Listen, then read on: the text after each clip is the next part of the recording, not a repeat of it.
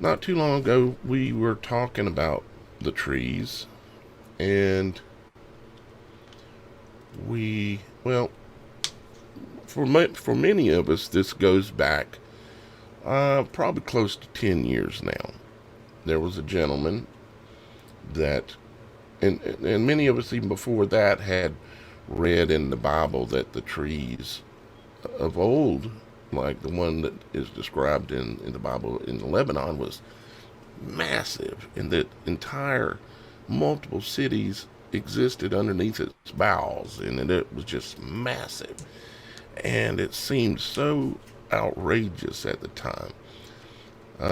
Until about, I guess it was about 10 years ago, a gentleman, and I can't remember his name right now, unfortunately, but he come out with a video and he called it "There Are No Trees on Flat Earth." I think is what he called it. Yes. And yeah, Yes, I've seen it. yeah, yeah. And and I was kind of down that rabbit hole a little bit, but I'm gonna give him credit because he really did a fantastic job of showing us that there are remnants of these giant trees all over our world. Okay, all over everywhere, and he did a really good presentation. I bet that you can still find it somewheres. If you can't find it on YouTube, It you can is. find it. I watched it Is 3 days ago. I looked it up. Did you? Yes, I Okay. did. So it's still on YouTube, and they can find it by searching "There Are No Trees on Flat Earth." Right? Yes. Okay. I found it through an And article I ran across from somebody else. and no matter what you think about the highly apparently divisive concept of round ball or flat Earth or all this kind of stuff, just ignore that for the moment and go look at it to understand that there are and were giant trees all over this planet, all over this plain it, as you might say. You know, plain it, like a cigarette, means a smaller version of something that is bigger. Well, Yeah. and my thing on this is to me this is a theory that I'm continually working on. I was not there. I did not see it with my own eyes, but these are the 6,000 pieces of the puzzle that I've been putting together for quite some time. Because it's not just one piece of information, it's thousands of pieces of information that overlap and just make congruent sense geologically, everything. Right? Give me 1 second. Go ahead. Well, when I started looking at this thing, if you take the mathematical equations of what these trees could have been, because if you take some of the things that we see as flat top mountains and you measure them off in a tree stump, well, the biggest trees we really know of are redwood trees. So if you compare a redwood tree to what that, just Pilot Mountain in North Carolina for one, if you took that, or the biggest one in the world, I can't remember it's at, I think it's over in Africa or somewhere, but you multiply it, these trees would have reached our atmosphere up there. I mean, like 747s would have had to fly around them, fighter jets would have had to miss them. They were massive. So if you take that into account, well, something that large uses resources. And one of the biggest resource anything of that size would need is water. Well, then you go from it was using a lot of water, it was storing a lot of water, and we see that waterfalls are coming out of the top of these, and I put this in quotes, mountains, which are tree stumps. Um, Imagine how massive that root system would have been and how far.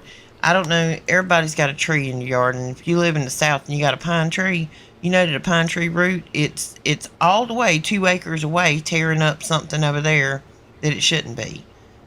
It's Or, there. or the big old oaks, their roots reach forever. Yeah. Well, And think about the cavern systems in this country. Every time, I don't know who's going on a mountain vacation, but when you go on a mountain vacation, which we do, which is up in Tennessee, Knoxville, North Carolina area, when you go up in there, the one thing you do is you go visit the caves and the caverns, which are right next to the big rocks that the water's coming out of.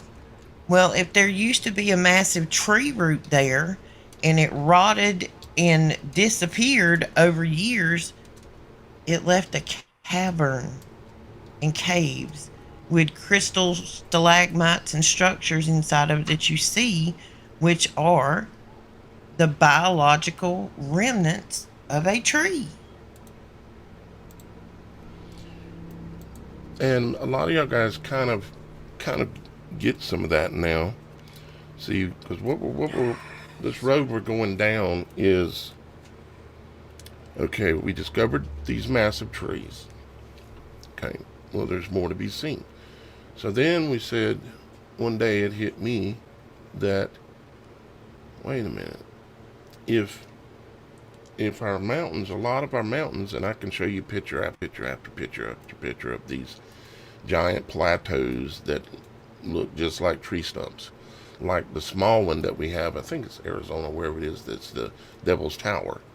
As a matter of fact, I can share a screen and we can kind of see what, let's see here. Screen share with cams. Let's try this one. Yeah, everybody's still hearing me okay, right? Yeah. Yep. Yep, okay. So, we can pull up, like, we've all seen Devil's Tower. Okay. This is a small one. Whoops.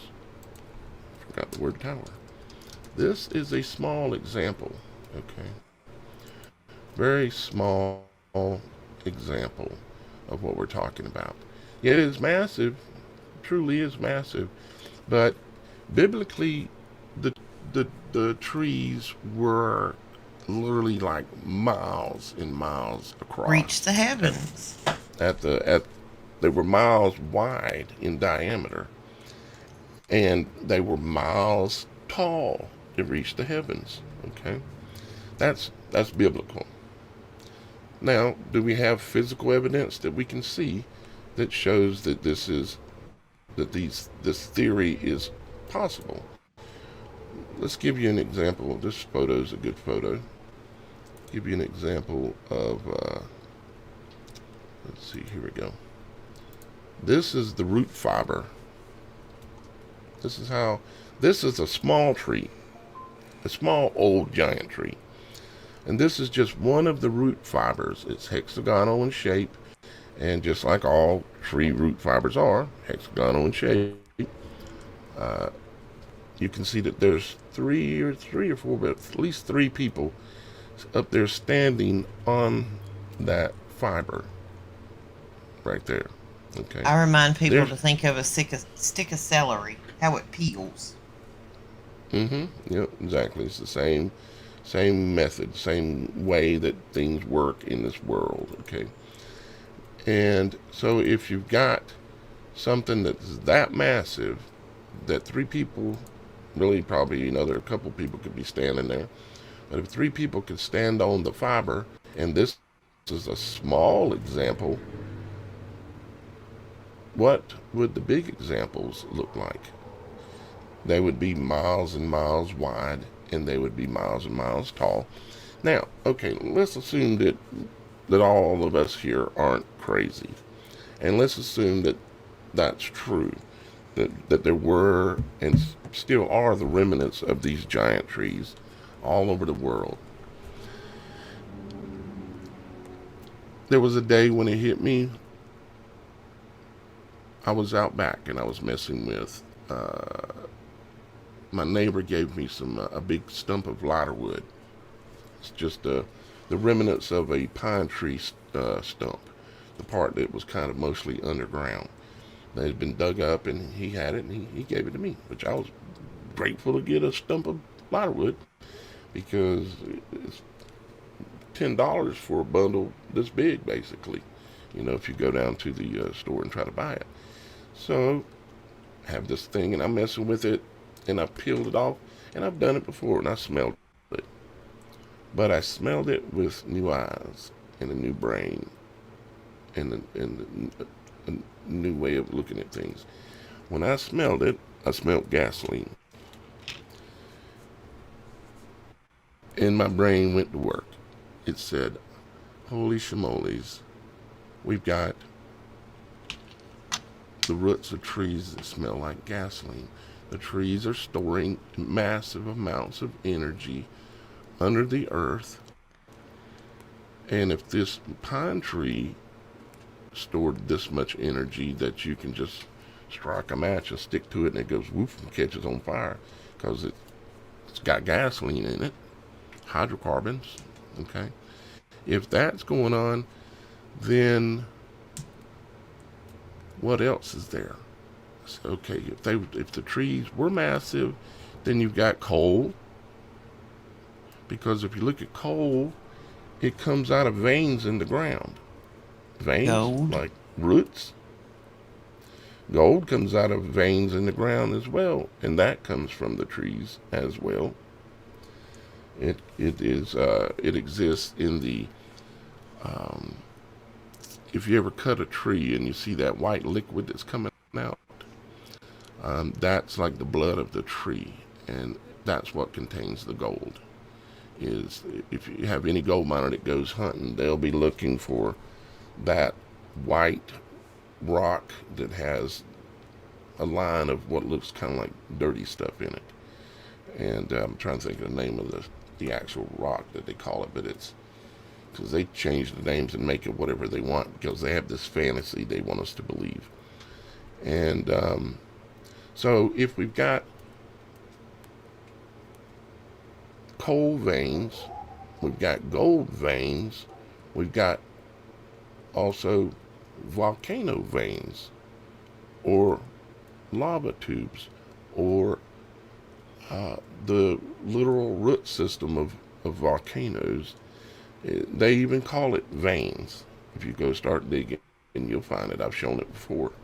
But we're working up, going to a new level here in a second of understanding. But you have new people, so you kind of have to explain a little bit, refresh everybody's minds. Let's type in gold veins just for a second. Okay, there you go. So these are some really good looking gold veins. Some of these images here, of course, but you'll notice that they're in that white looking rock. And why is my brain quartz? Yeah, that's what I'm looking for. Quartz. They're in the quartz. The quartz is the petrified remains from the tree. And you can see, if you look at this right here, let's just pick an image. Let's just pick the one right here in front of me. If you look at that and you open it up, I need to zoom in and get a little bit, I guess. You can see, if it's not completely clear here, but you can see it looks like wood grain running across. And then you got this gold settled into these veins. Okay. And again, this quartz is, or was, the blood of the tree. Okay. And it converts into this quartz over time. Let's look at coal veins. Coal veins. Alright, let's see here. Lots of pictures. Here's probably a good one. Let's click on this one. Let's take a look at the coal vein, okay? So you got a coal vein. Now, this is obviously, again, a highly rich remnant of wood that still contains its hydrocarbons from when the tree was alive, and sucking that energy down and storing it in the tree trunk, the tree limbs, but especially in the root itself, the lower part of the tree, and the root ball, all that. It will store it in there. And so you have coal that is produced by the trees. And you have, let's see, you got like gasoline and oil. What we're talking about is just different Breeds. transformation, different breeds, different transformation, or what's the word I'm looking for? Transmutive states of matter. Different transmutive states of matter. Well, The essentially, if you take coal and put it up under heat and pressure, you get a diamond. So if you take a tree and mm-hmm, put it up under heat and pressure, you get coal. The more heat and pressure you get a diamond. The most expensive mm-hmm, things on earth: gold, diamonds, silver, copper. they're all coming from the trees. Here's another image example. All these different layers of this stuff. And, you'd have to take some time to study because this has all been cut down. You can see it's been drilled through and then blasted out, drilled through and blasted out so they could see what's there and get access to the minerals that they're looking for, whether it be coal or whether it be gold or whether it be something else. So coal, gasoline. Let's look up oil just to see what we see, and I don't even know what we'll see. But let's look up oil veins and see. Well, we got Ragnarok. Ragnarok oil veins. We've Ragnarok got means basically the apocalypse in Vikings. okay. Wow. And if you study areas that are being, you might say, where they're putting in a lot of oil wells and stuff, you'll notice that the oil wells will tend to follow lines. They're following where the oil line, which is basically the root vein or one of the veins that was off of that tree that held all those hydrocarbons that came from above, that came ultimately from the sun and all other processes that create and allows that tree to store that energy. Um, and then you've got, after you have oil veins, there's this other thing called, let's see here. Let's try this word. Let's try lava veins. Lava veins. And some of you have heard me talk about this before, and yeah, we're going further than this too. But again, this is somewhat of a little review. Um, Too, so you've got it. Mud Fossil Go ahead. University. Mud Fossil Mm-hmm. University goes into great extents on the chemical compounds of all of these things that are found within these mud fossiled tree stumps and giant remains. And if anybody's ever interested in checking out his channel, he has a lot of awesome knowledge, a lot of evidence, and it's all the stuff that we're saying, just a bit more extensive. Yeah, he does a really good job and he goes places that even I Right? haven't been there yet. He talks about the remnants, the petrified remains of what looks like what he says it looks like. It is really impressive, like dragons and giant fish and giant all kind of stuff. And it's hard to deny because once you realize that the world itself, the soil under your feet, is just literally a graveyard of all previous life that has been on this world before, going back all the way back as far as this world existed, everything that lived is dead now under our feet, basically, when it comes to things that were alive as like how we are. Okay, I'm not talking about necessarily spirits and stuff, but although you never know about that too. But the dirt, if you go out and just pick up a handful, everything in your hand was alive, not just once, many times. Maybe it was a tree this time. Some of those minerals was maybe in an Indian running around here hundreds of years ago. Maybe it was in a woolly mammoth 1,000 years ago. Who knows? The thing is realizing that the earth is the remnants of everything, and everything was alive. And literally, we're made out of that same thing. Our bodies are.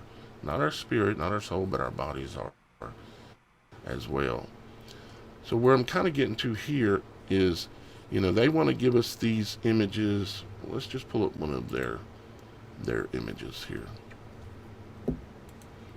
They want us to see this. What do they want to show us? Because they're the scientists, right? They're the smart ones. But we know that this world is led by liars and manipulators and thieves, and they want to deceive us and make us believe what they want us to believe, because they don't want us to discover literally the things that we're talking about on this show right now. If you look at this example here, it's representative in a way, but it's ultimately wrong, because down below this ancient tree stump, you would have the remnants, like the lighter wood. Okay, you would have the remnants of that giant tree, and each tree, depending on what breed of tree it was, would have its own way of decomposing and transitioning from one material to another over time. But in some cases, you're going to have situations where the materials that are there are so volatile that the tree ends up turning into a volcano. And there's very clear evidence of this all over the world. I've shown this in previous videos, so that's why I'm not trying to go in depth and prove what we're talking about here.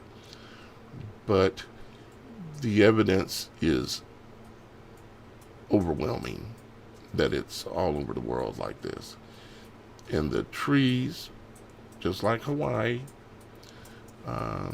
or the Hawaiian Islands, that was a row of trees.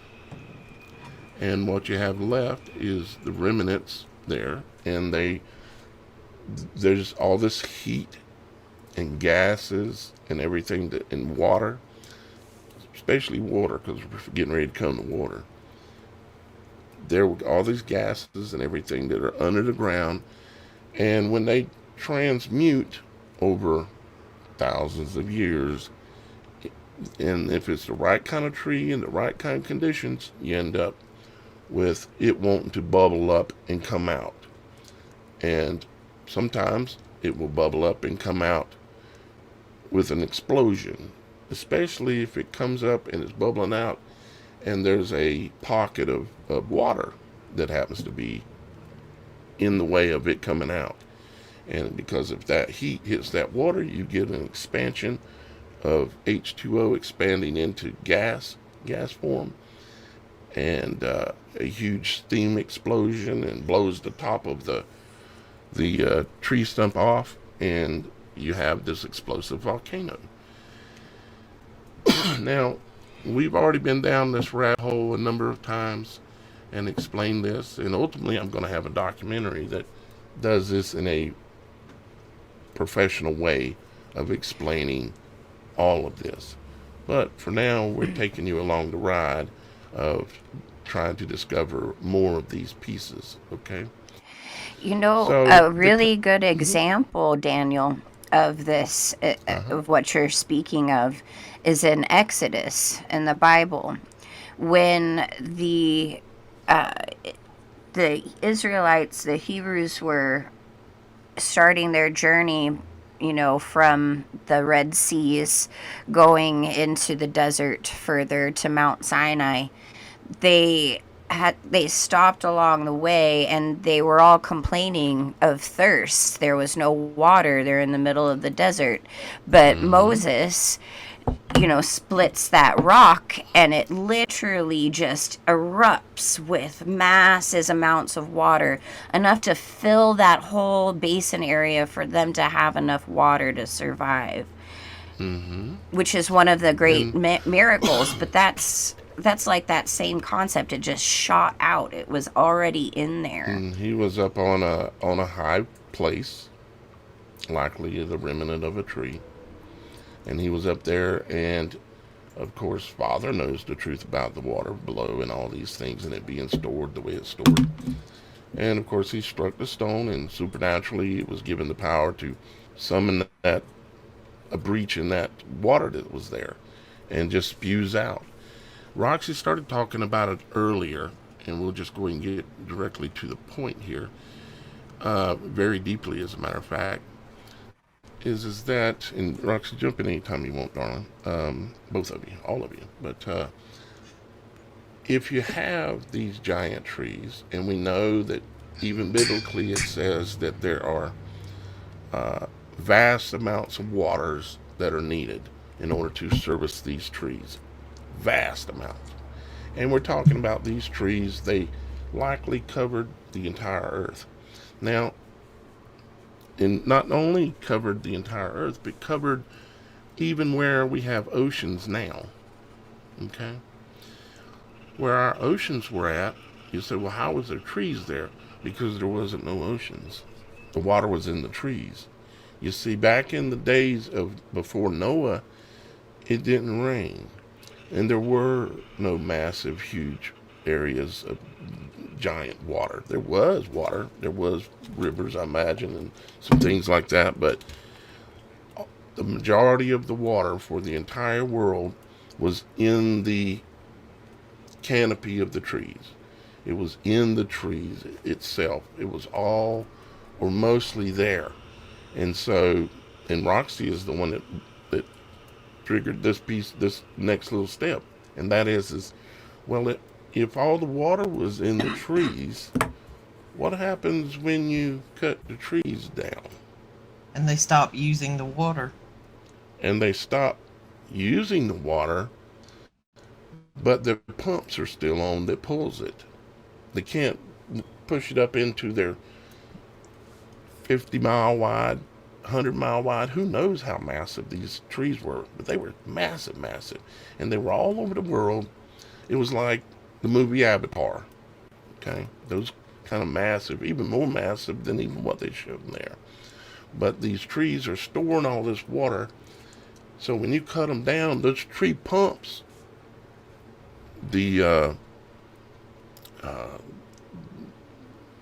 all the root systems that are down there connected to all the underground rivers and all the water that's there that's servicing that tree, it's not going to immediately cease. That water has now got to go somewhere. It's got to come out of the tree, and it's got to come up through the tree. If you go and you look at mountains right now that have massive amounts of, like a lake on top, you say, how is there a lake on top of the mountain? How is there a lake on top of the mountain? Oh, it's just rain. Well, there's multiple rivers that run out of the lake continuously. How is there a lake with waterfalls running out of it on top of the mountain? And this is all over the world. It ain't magic. It ain't magic. It's simple. See, that's how Father made things. It's actually very simple. But the occult of this world that hides all the truth and everything, they complicate things extremely so that you can never figure it out. But once you figure out that actually things are very simple, it's a lot easier. Well, so now you've got all these trees cut down all around the world. Let's see. Go ahead, Roxy. I'm going to pull up an image. You go ahead. If you think about the fact of how much water these trees were storing, and how much water it would have been having to use to produce energy, which was to produce oxygen and eat up the carbon monoxide, just like they do today. The oxygen level would have been in the 37+% range. We currently operate at about 21%. When you take animals and you put them in a terrarium and you reduce their oxygen, the next generation of those animals will get smaller to compensate for the reduced oxygen. But if you go back to the water, all of that water, let's say that instead of the oceans being as high as they are now, you pull the oceans way back. So there's a lot more land and less water. Well, all of a sudden, something is filling that water because it stays enough, to help Earth survive. But all of a sudden, we're not using that water, so that water is always replenishing, but now nothing's using, plus it's flowing back into itself in the circulatory system out of the waterfalls and the lakes and the rivers. So now all of a sudden your water level rises because what was using that water is not there. Remind me too, Roxy, what is the makeup of water? And we breathe this oxygen stuff, right? And Yep. And other things that are in the air. But what happens if you kill off all the trees and then there's all the elements that used to provide a different mixture of oxygen and these massive trees were providing all this oxygen? What happens if you change that mixture and you have all the water now freely flowing out of the trees, and you have the air, uh, the content, what I'm trying to say is the content of the air, meaning the oxygen mix, which is what you're talking about, would have all changed. So now you've got a situation where the literal, like, it's believed that the oxygen level now is lower, right? Well, But, amber samples from back then, which would be petrified tree sap, when mm-hmm, amber solidifies, sometimes you'll see samples of amber with, bugs in it or whatever. Some of them have mm-hmm, air pockets in them. The mm-hmm. testing of those air pockets within amber have showed that the oxygen level in them was about 37%. We currently operate at about 21%. You said 37 down to 21? Yeah, 37 to Okay. 21, which is your explanation as to why most all creatures shrunk. Because in the Mm-hmm. Bible, it tells you that, it tells you people's height, and they were way bigger than we are now. They lived way longer pre flood. Mm-hmm. Just like the trees lived way longer. It's like it's all Everything had a based lot on the more life tree. to it. Mm-hmm. Everything lived long, and all you got to do is go back to the flood. Let's go back to Noah again, right? You go He was back to given there. 100 years to build the ark. Mm-hmm. And the trees were massive, and it didn't rain the way it does now. It's like, I mean, I haven't went through the entire whole thought process. This is going to take, sometimes it takes days, weeks, months, sometimes years to Well, really am I correct? understand what we're talking Was it about. not stated that it would rain for 40 days and 40 nights? That's what it says. Okay, well, if you whack these trees off, It also you got says that some of them. Wait a minute, hang the on, let me vents finish this from thought. below were opened. Well, you got the stumps with the water spewing out of them, the ones that didn't close off when they were cut. You got the Mm-hmm. lack of use by the ones that were severed that did not spring a leak. But all of a sudden, you've got this complete change in the atmosphere with Mm-hmm. steam, sunshine, and so it's going to start raining. I mean, the system is going to start circulating until it equalizes again and the water slows down. Mm-hmm. 40 days and 40 nights is what it took for the climate to adjust to where it stopped raining, To reset itself. to reset itself. That thought just come to me. I had to Yeah. completely get it out before I lost it. Yeah. Yeah. Thank you. Yeah. You have Because, to. I mean, we can tell geologically on this earth, regardless of what your religious belief is, we can tell there was a flood. We can actually tell there's multiples, but they only really tell you about one. And when I say that, I say they. We all know who they is. We know without a shadow of a doubt there was a flood. Something happened. It's clear. It's clear. It's What evident. If caused the flood is the question now. Now, we could say, well, God caused it. Okay, fine. But there are actual events. When God causes things, when our Father causes things, He uses things. He uses people. He uses creatures. He uses everything. And just like the dark side is trying to do, they try to be like God, and they try to use everything as well to achieve their goals. But let's say that the, the that the flood happened. There's clear evidence, whether you want to call it mud flood evidence, whether you want to call it whatever. But there's clear evidence that something happened and these trees were all whacked off, kind of like this image you're looking at here. Something happened. well, and you And also got to then think when about that happened, what happened after that? The flood. well, and think about okay, like over in the chemical plant, Chernobyl. They Mm-hmm. planted hemp everywhere at Chernobyl. The hemp is literally cleansing the earth of all that nuclear waste. Plants are filters, trees are filters. All the Mm-hmm. contaminants in the ground, these trees take them up, reprocess the chemicals. So all of a sudden, something of this size that just stops doing its job. If 80% of the employees in America stayed home tomorrow, we'd be in trouble. That's what the world was when 80% of the filter in the water consumption was just whacked off Mm-hmm. to keep the But yet it has to monsters go. from It has to surviving. go somewhere. And what it does is, it makes complete logical sense that if it's true, and I think it is, that you had these giant trees, because there's evidence everywhere. If it's true, if that's true, and we can see that they were cut down, then it's clear that water, and it would have just massively changed. It would have been a full-on reset. Okay, it would have massively changed everything, and it makes sense to me that it would have basically flooded the earth. And where there are oceans now, there wouldn't have been oceans because that water would have been in the use of the trees. The trees, they use water and then they release it, just like we use water, but then we release it.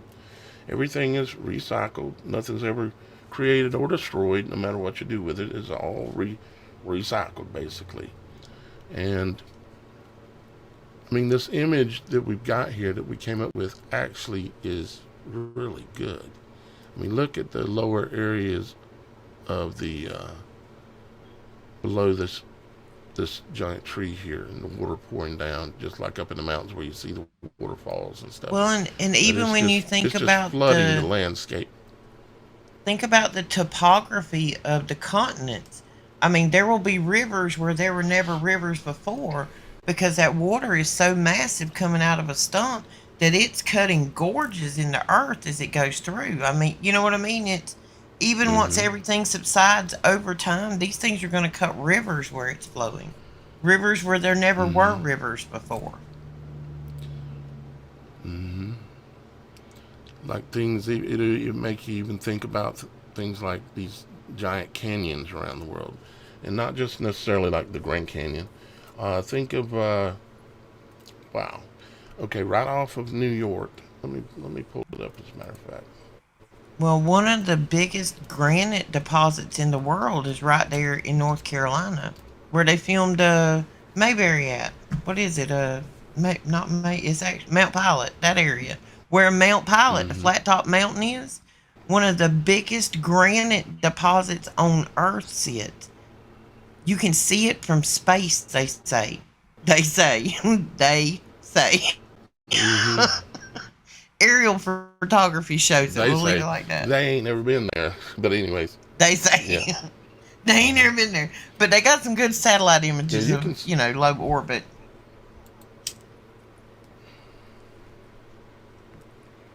low orbit stuff. Yes. It's amazing how now when If you we when you're look saying something, you at, go from space, you catch yourself, you're like, nope, deprogram, yep, got to deprogram. deprogram. Here's an image of. Let's see. I don't know if it's high enough resolution, but we'll see. Let's open this up. Okay, so this is off of Long Island, right? Off of New York. And if you look down here at the bottom, you see what's called, uh, depending on if you're on a phone or not, you should be able to see that. But it says Babylon Canyon right there where my mouse is at. And there's another one called Ryan Canyon, and there's the Hudson Canyon. Can you back out on that picture a little bit, please? Back out? Yeah. You mean Oh, like that? okay. Never mind. It's not going to do what I want it to do. Never mind. Go ahead. I'm sorry. We can, maybe we could do something else. Let's do, I wanted to do show you Google. something. Yeah, on Google Earth, that's what I was doing the Google other Earth. day. Like, if the ocean, we know the ocean level changes, If I sea can level find it. changes. But if you jack that bad boy way back, and you know, most continents have a little bit of a shelf around them, back off past that shelf, and that'll tell you what Earth might used to have looked like. Mm-hmm. I spent Yeah. way too much time on a minerals resource map the other day. Let's see what we see using their ball. Because sometimes when you just Look at it from that overlap way. the colors on the mineral, you can see stuff. You know, you can see the patterns of like where this is or that is. And then if you take that and cross-reference with what kind of tree grows in that area, you'll see that, like, you know, on the East Coast, there's more particular this kind of tree that grows. And because of climate differences. And you'll see the difference in your mineral deposits. Oil, coal. I'm working on getting it here for us. It's just, I'm kind of maxing out my PC a little bit, I think. Come on, you can do it. Well, you know, most continents have that lighter color around the edge where the water is more shallow. What if that water never used to be there? And if didn't. you, well, when I take the map, I actually got a copy of a map where someone had removed the water, you know, like back the water all the way out. And there's a lot of singular continents that wouldn't have been singular. I mean, there'd have been a lot more land mass there, a lot more land bridges. Yeah, you can see it. You That's can a see deep here. gouge there. This canyon right here, all these canyons, they're all bigger than the Grand Canyon. That's one thing you have to realize. You can go look that up and prove it to yourself. But these canyons, this is where obviously water ran off of what used to And be cut the land. the highland, you know. And you can see that a Yeah. whole lot of water run off at some point and cut these Yep. gouges in the side of the plateau, you might say, here, or the planet. It Yeah. cut them, a ton of them. And It cuts you them right also on happen to further then out, run too. into, and look, even got some tree stumps out here that are still there. Now, I'm not going to say that this map is accurate as to what really is there. I'm assuming that there's a lot of these canyons there that are true there, and I've went and looked up some video of a lot of people going out and diving on some of these canyons, so apparently they're there. What I'm saying is I don't believe everything I see on Google Earth. But if you're looking here, though, it looks like we've got some tree remnants that are out there in the ocean, and Yeah. we've got all this area where the water massively ran off at one point. And then after it ran off, ultimately, it then filled back up and flooded. So there's been multiple events. Just to get this topography, you have to have a massive runoff and then another massive flood on top of it that never receded all the way. You know what I'm saying? Yeah, see, this all started for me beyond the trees when I had to figure out why different seas had different salt contents, different bodies of water. Because if it's coming out of the tree, or excuse me, the waterfall, as fresh water, it's coming down a river, it's still fresh, it drains into the ocean, it's salty because of evaporation. The ocean evaporates. There's salt in all water, just the salinity of it is different. So, it kind of like you got more salt in the ocean because the water portions evaporate and it rains back down. Well, there's still fresh water coming up from below. And then I started looking at all the bodies of water around the earth and what their different, salt composition was. And that's when I started looking at the shelves and the lakes and like how that water got there. Because I don't think that water used to be there.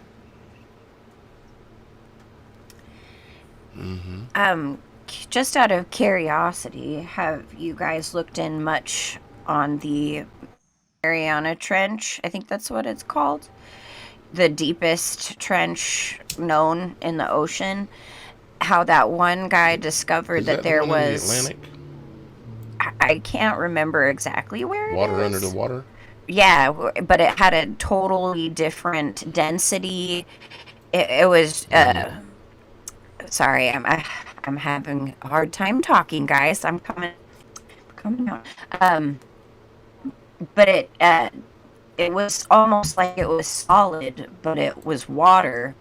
It's just interesting because I'm curious as to if that is some kind of a portal or barrier for the waters underneath. Okay, well check this out. It seemed like the density of that water was much more dense because they couldn't go through it. And I do remember seeing some things about that. Well, this is where my salt research took me, Shannon. Okay. As the fresh water comes out of the waterfall and the rivers and the lakes, drains into the ocean becomes salty. The ocean keeps about a 3.5, I think it was, till you get up close to Antarctica where it's really cold. And then the salt kind of starts forming into these chunks and drops to the bottom of the ocean. Okay. It forms like this rock structure. It's like, the water gets a little bit saltier, and then all of a sudden just bam, the salt falls off and the ice forms. It's so cold. You mean like the density gets so high that it crystallizes? Yes, like let's say you're closer to Antarctica. You're almost describing rain underneath the water, but it's right of salt water. It's raining the salt. More denser the salt content, the thicker the water becomes. And I know this because I went to a float tank one time, which is like this super salty water. You can't sink in it. It's like laying on Jello. It's hard to drown in the ocean. Yeah, it's like the one I went to. Yeah. Well, I was just thinking of, in a sense, like the womb is like a portal, right? It's even considered to be called the matrix. That is what the womb really means. It means matrix.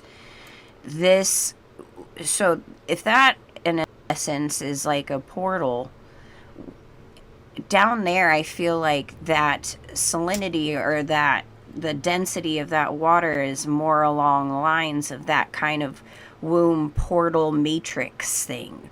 And it just is, it brings up the whole idea of that being like the portal of how this water, some of these waters from below just came spraying out and caused all this stuff along with the trees and all, the waters from above.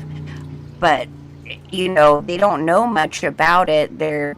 I haven't heard any updates on anything along those lines. As a matter of fact, I think the guy who discovered it is no longer alive, but I could be wrong on that. Well, one of the I'll have best electric conductors just happens to be super cold, salty salty water. water. Mm-hmm. Imagine that.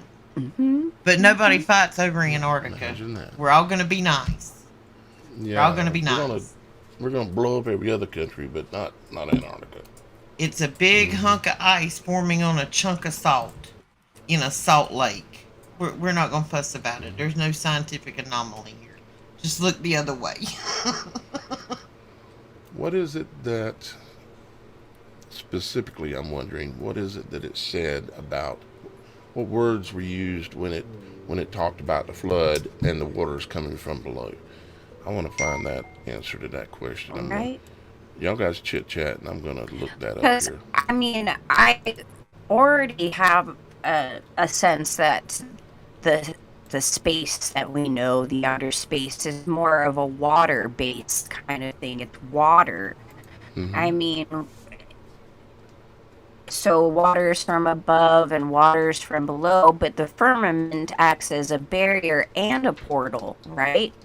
So I can just, I don't know. I just feel Genesis like 7:11. there's something to that. All right, Genesis 7:11. The fountains of the great deep burst open. Genesis And then- 7:11. Let me Yeah, I pull think that it's where up. it's at. I can pull that up. According here. to Genesis 7:11, two things happen simultaneously. The fountains of the great deep burst open, waters from beneath the earth, and the windows of heaven open, rain from above. So it said windows above, Windows. and below it. Yeah, okay, right. the fountains Using of the a great symbolic deep word. burst open. The Fountains. windows of the windows of Okay. heaven opened.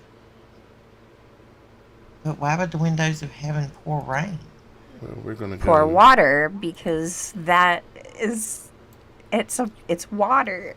It's not this vacuum of, nothingness. It's water. There was this amazing experiment All I saw. creation that exists starts inside of water. Right. And there was All this life. amazing experiment that I had seen. I can't remember if it was at Harvard or it was one of those big places, that they had this water and then they shot sound frequency through it, and it created a star like formation. And it just was amazing. And it solidifies the idea that the water is, again, some kind of portal, something to do with Have you all ever of that on seen the outside.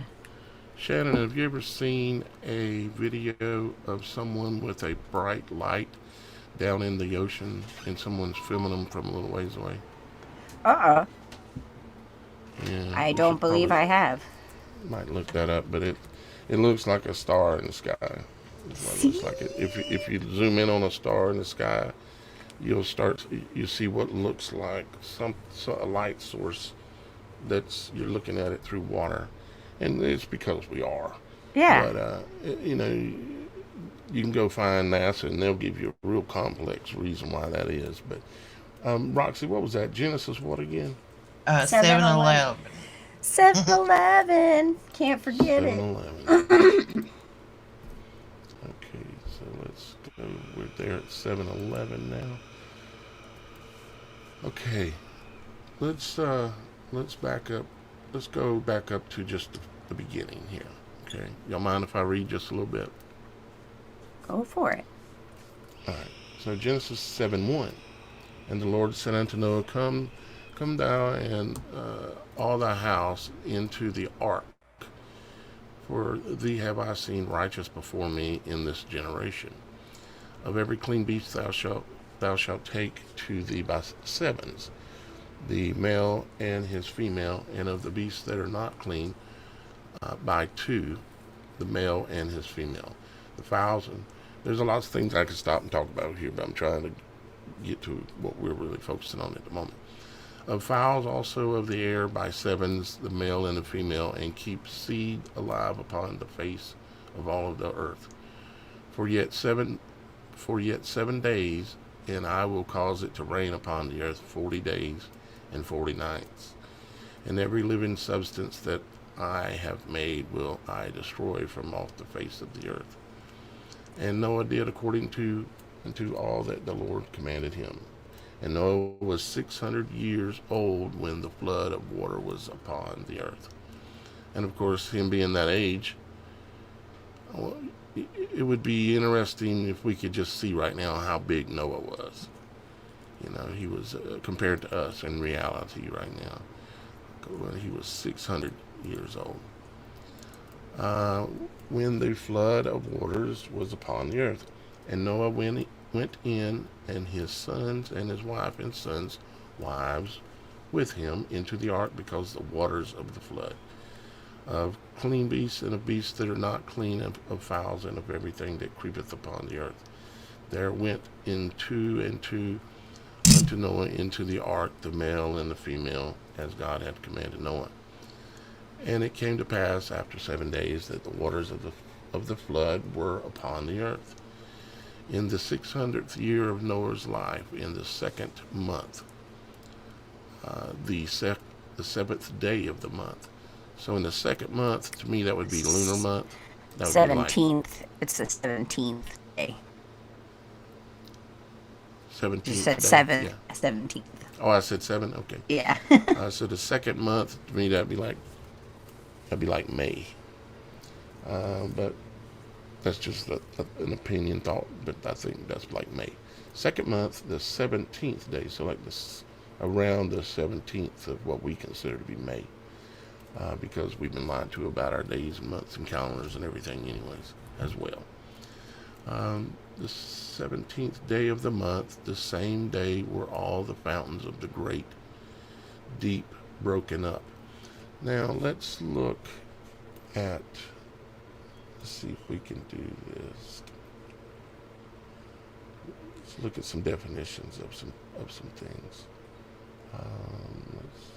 Trying to think which is my Okay. right. When we're talking about the size of what they were, the original measurement of cubit was from the bend on the inside of the arm at the elbow to the end of the index finger, or the second finger, bird finger. That was like 18-20 inches is what the cubit was based on, because of the size we think of ourselves as now. Mm-hmm. If you go back and redo that math as to what size they might have been, so you'd have to redo your measurement on the cubit, it'll tell you how big they were. Yeah, it would give you a very The size of the ark idea. is not what you think it would have been. right. If you do that math, it's bigger than the biggest cruise ship on the ocean right now. Way bigger, probably. I mean, we all thought, how did they get all the animals on this thing? And I think there's a lot of this. It's like the Bible, the whole Bible. There's a whole lot of symbolism going on, and so some people wonder, how did he get all the animals on the ark? Well, again, there's a whole lot of symbolism going on, and I'm not going to claim I understand it exactly, all of it.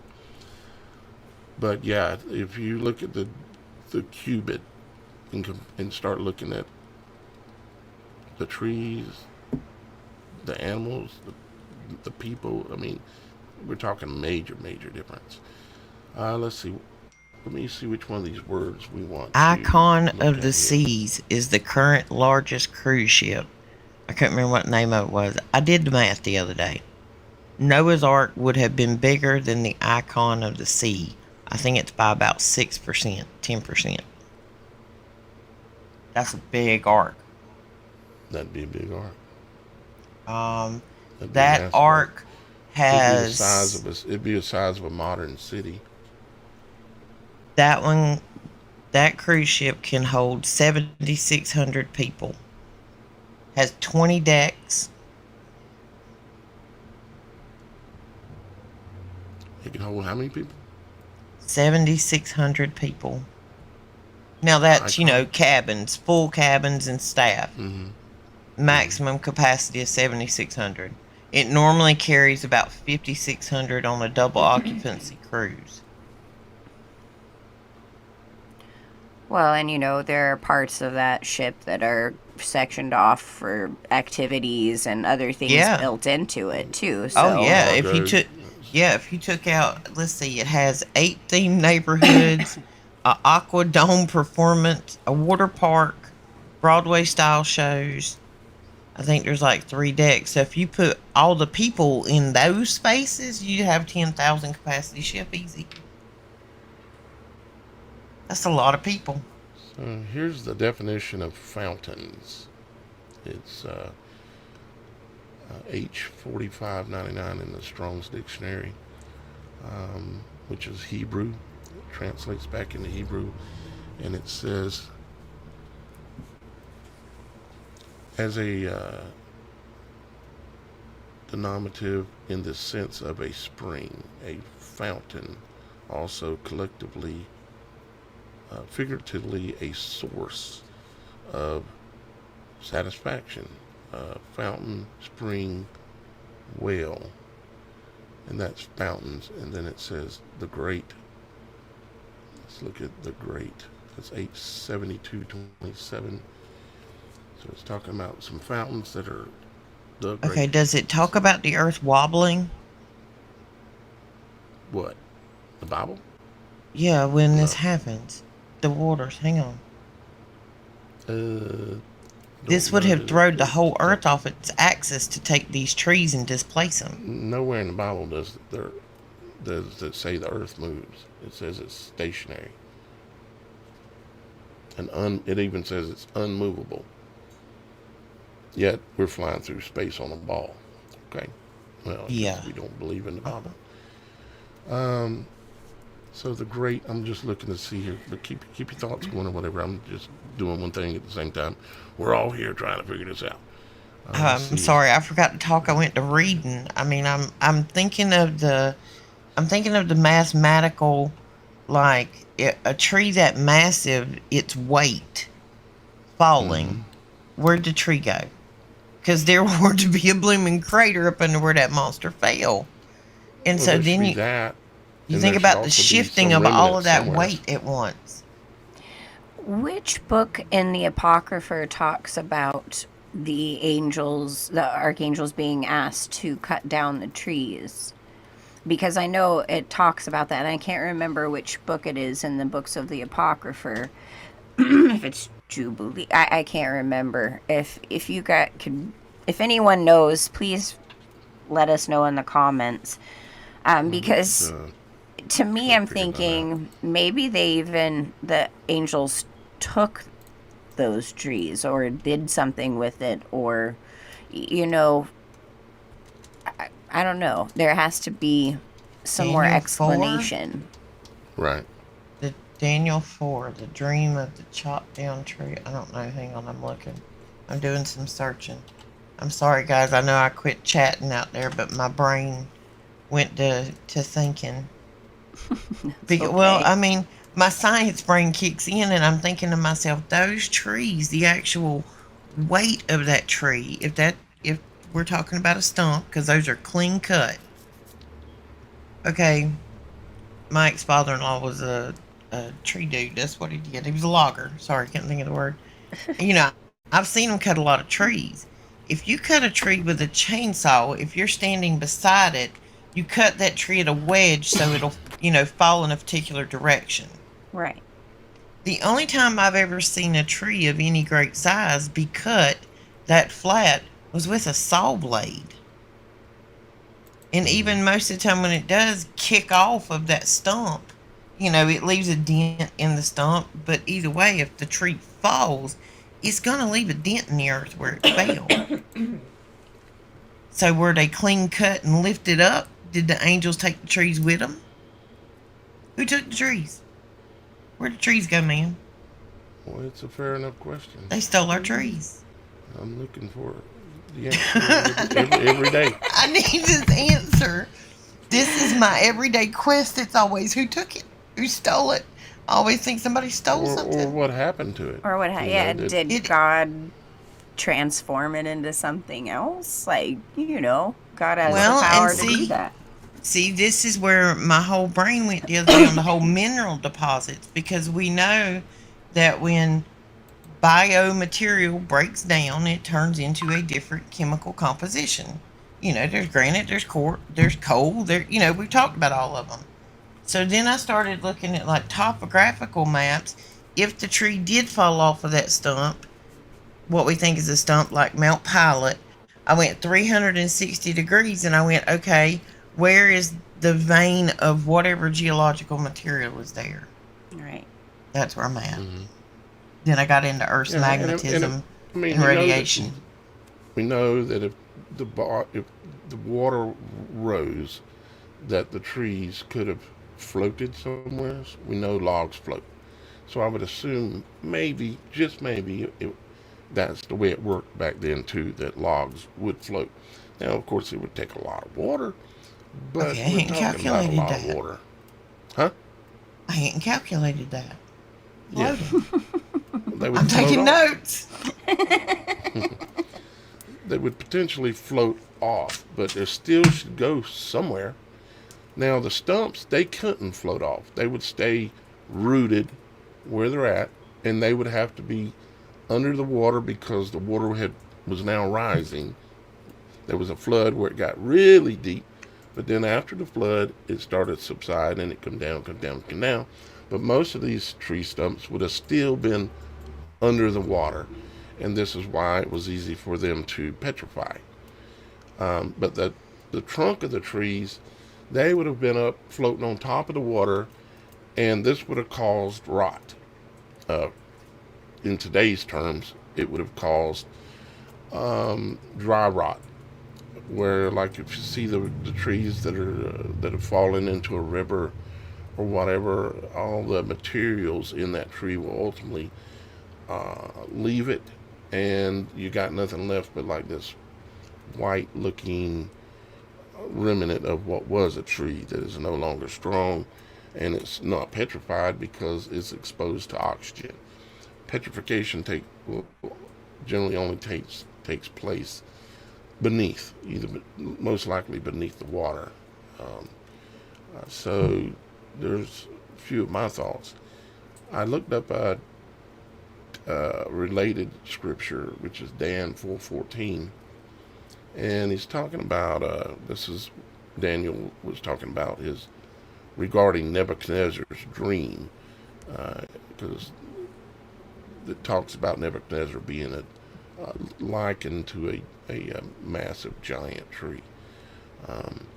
But in reference to the dream, he says he cried aloud and said, because I don't know where we'll find the answers.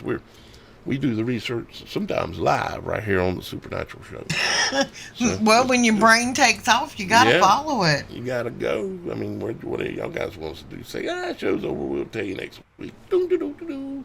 Well, see, now you're talking about the tree floating off, so now I'm thinking, okay, well, now maybe I need to look for deposits in a straight line or a certain length, because I've calculated, I've taken a lot of the flat top mountains and compared them to, okay, like Mount Pilot seems to be one I've focused on, but most everything up there seems to be like granite.